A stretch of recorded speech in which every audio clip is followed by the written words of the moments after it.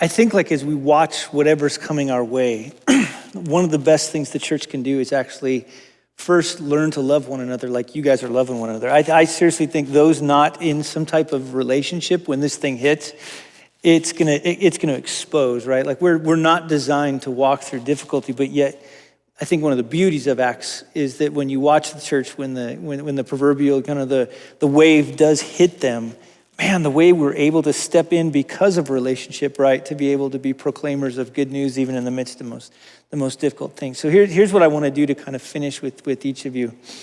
And I'll give you a little bit of time, just to think about it. But if you were to use one word to describe what you're learning about God right now, like if you were to say, man, this is it. This is the thing that I really do believe I'm learning about God right now.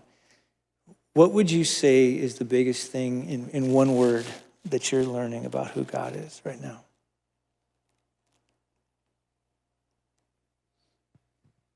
For me, immediately, what just popped in my mind was just graciousness, grace.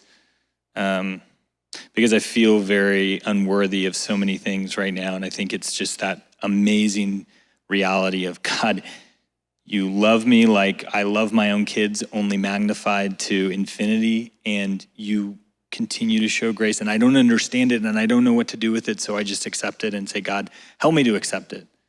But grace.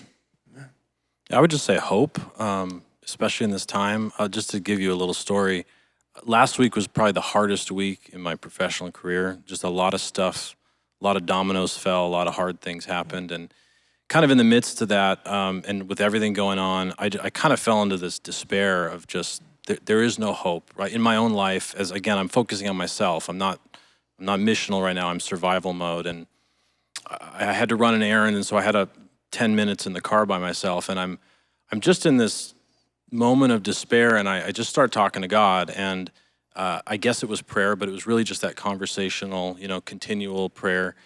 And really I came to the end of myself. I'm such a self-sufficient, do it. I told you I'm that bootstrap approach. Like I'm just gonna take care of things myself. But I came to the end of myself. I had no answers, right? I had no solution, and I just started repeating back, really preaching the gospel to myself, but repeating back to God like who He is. Like God, there's so much going on, but you're so good. You're so big. You love me. You have a plan for me, right? And then I just continuing on, like, well, then who am I in that situation? Like, I'm a child of God. Like, He's the King, and I'm an heir.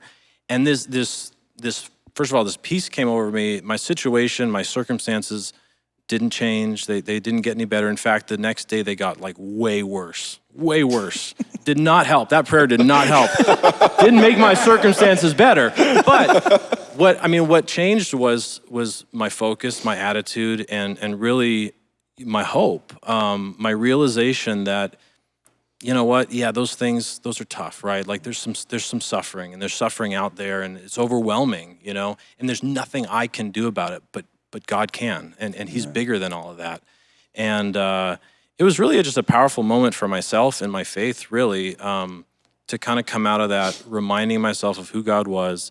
And that's, I think it's in those moments you think people need to know this, right? Like when you have that deep realization that there's really nothing I can do to make my situation better or make someone else's situation better. Maybe temporarily I can help somebody, but I can't give them any kind of eternal hope, but God can. I mean, that's where it comes. The gospel really does need to be proclaimed when you realize how big God is and how good He is. Amen.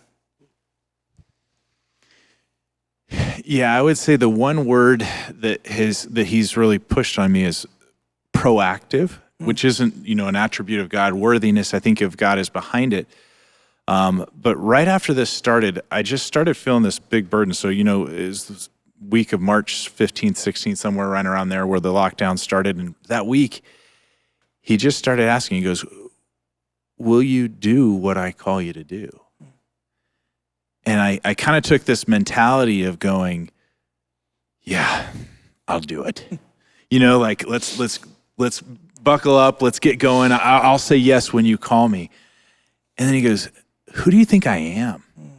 Who do you really think I am? He goes, do you think I just call you to do tough stuff because I'm a miserly God? Or do you think I'm this great God who has great plans, and you want to step into it. And I remember we were listening to a song that my wife was playing, and it was had this chorus and these verses that were about, if you want to say something, God, I'll say it. If you want somebody to go, God, I'll go. Send me. I'm all in. I'm gonna do. And it really lit something in me going, you know what? Let me not just be reactive and be willing to do what he wants. Let me look for it. Because when we see the church expand and we see hope come, it's in moments like this. That's when, look back in Acts, the church thrived and exploded when persecution came.